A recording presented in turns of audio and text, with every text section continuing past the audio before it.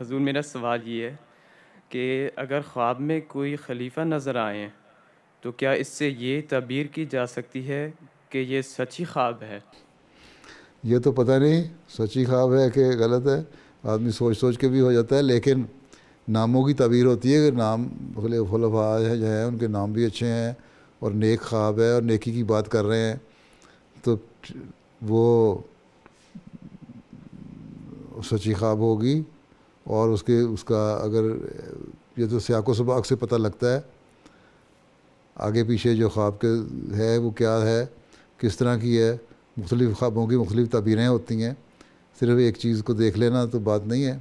بعض خوابیں ہوتی ہیں ناموں کے حساب سے بھی ان کی تعبیر ہو جاتی ہے، بعض جو حالات اس وقت پیش آ رہے ہوتے ہیں خواب میں نظر آ رہے ہوتے ہیں ان کے حساب سے ہوتی ہے ہیں۔ تو یہ تو ڈپینڈ کرتا ہے۔ اب کوئی کہتے ہیں مجھے فلاں خلیفہ نظر آیا، اس نے کہا کہ فلاں جائز بات جو ہے وہ تم نمازیں پڑھنی چھوڑ دو، ہیں تو وہ تو جائز نہیں ہے۔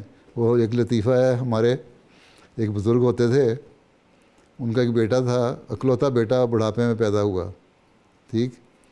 اس نے نمازیں پڑھنے میں بڑا سست تھا، جس طرح اکثر خدام اب بھی یہاں ہوئی ہیں تمہارے پاس ہیں۔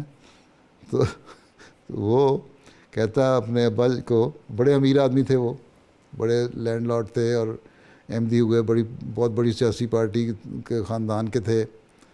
خیر ربا میں تعلیم دلوانے کے لیے اپنے بیٹے کو لے آئے، اور بیوی ان کی فوت ہو گئی تھی، بیٹا ان کے ساتھ رہتا تھا، بڑھاپے کی اولاد تھی۔ ایک دن بیٹا اٹھ کے کہتا ہے کہ ابا جی، پنجابی میں کہتا ہے، پنجابی بولتے تھے سرگودے کے علاقے کے تھے، کہ خلیفہ ثانی رات تو خواب چ آئے نے، انہوں نے کہا پتر تو نمازاں نہ پڑھیا کر، ہیں کہ بیٹے خلیفہ ثانی مجھے خواب میں آیا، انہوں نے کہا بچے تو نمازیں نہ پڑھا کرو۔ تو وہ بزرگ بڑے ہوشیار تھے، انہوں نے کہا بیٹا پہلے دروازے کی طرف پلنگ ان کا تھا اور اس سے آگے دیوار کی طرف ان کے بیٹے کا ہوتا تھا۔ تو کہتے بیٹا کہ وہ جو میری منجی ٹپ کے تیرے کو آئے، میرے کان چ کیوں نہ کہہ گئے، میرا پلنگ ٹاپا انہوں نے، تمہارے پاس گئے کہنے کے لیے کہ نمازیں نہ پڑھا کرو، تو میں دروازے کے قریب تھا، میرے کان میں کہہ جاتا ہے کہ نمازیں نہ پڑھا کرو۔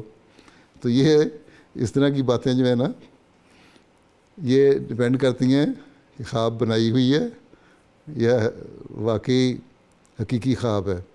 اور اگر بندہ بعض دفعہ سوچتا ہے بعض باتیں، ان خیالات میں بعض ایسی باتیں آ جاتی ہیں جو کا کوئی مطلب نہیں ہوتا۔ جہاں تک کسی خلیفہ کے آنے کا تعلق ہے، اگر وہ نیکی کی باتیں بتا رہا ہے تو خواب جائز ہے، ٹھیک ہے، اچھی ہے، سچی ہے۔ اگر اس کی طرف غلط بات منسوب کر رہے ہو تو وہ خواب غلط ہے۔